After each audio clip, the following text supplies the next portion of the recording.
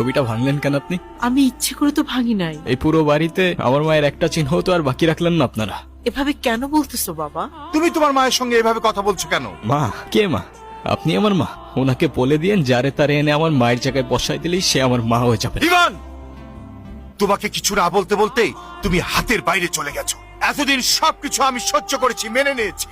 সামান্য একটা ভুলের জন্য এতটা বছর এরকম করা কোনো মানেই হয় না। ওনাকে বলে দিয়েন এটা কোনো সামান্য ভুল ছিল না।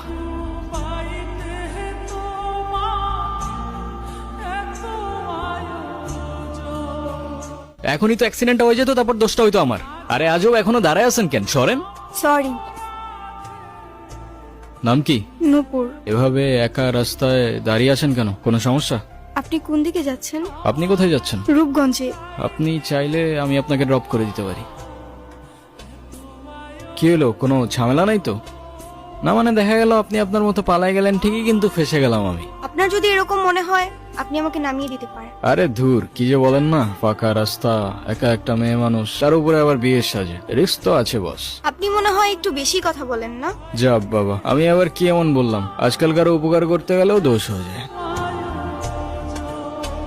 আপনাকে ধন্যবাদ বলে ছোট করব না। আপনি সত্যি আমার অনেক বড় উপকার করলেন। আচ্ছা, আপনি এখান থেকে তাহলে কোথায় যাবেন?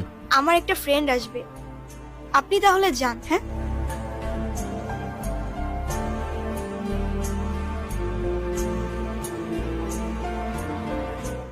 আপনারা আমি কয় জানি দেখছি, বুঝছেন? ও মনে পড়ছে, আপনারা আমি টিভিতে দেখছি, টিভিতে। চলেন, আমার মা দেখলে আপনারা মেলা খুশি হবে। চলেন। ওই, সমস্যা কি তোর? ওনারা ডিস্টার্ব করতেছিস কেন? কেরে কেরে তুই আমার কলার ধরছিস কেরে? এইটা আপনার ফ্রেন্ড, ওর জন্য আসছিলেন? না, উনি আমাকে অনেকক্ষণ ধরে বিরক্ত করতেছে। এই বউ, এটা কে? ওই, কি লাগে ও তোর? আফা, আফা, উনি আমার আফা হয়। হ্যাঁ, মেয়ে দেখলে মাথা ঠিক থাকে না, না?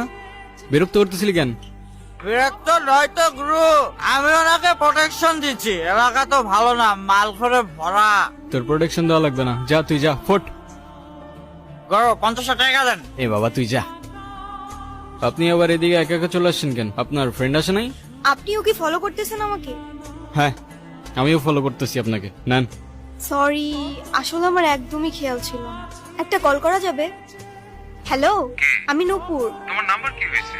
বাসায় ফেলে আসছি। আমি তো রূপগঞ্জে। তুমি কোথায়? তুমি চলে আসছো, কিন্তু আমি তো রূপগঞ্জ নাই এখন।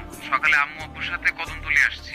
তোমাকে না কালকে বললাম আমি রূপগঞ্জে আসতেছি। ও সরি সরি, আমার তো খেয়ালই ছিল না। তো আমি এখন একা কি করব এখানে?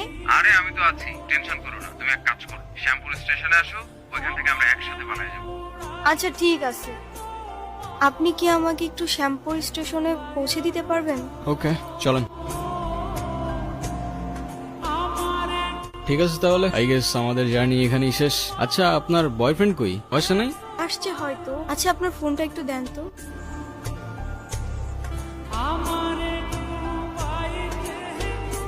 হ্যালো, কি হয়েছে, তুমি কল ধরতেছো না কেন? আমি স্টেশনে এসে দাঁড়ায় আছি। তুমি চলে আসছো। আসলে একটা প্রবলেম হয়ে গেছে, বুঝছো? প্রবলেম মানে? আসলে দেখো, বাসায় সব জানাইছি। আম্মু বলতেছে যে মেয়ের বাপ মায়ের পরিচয়টাই নাই, সেই মেয়ের আমি ঘরে তুলতে পারবো না।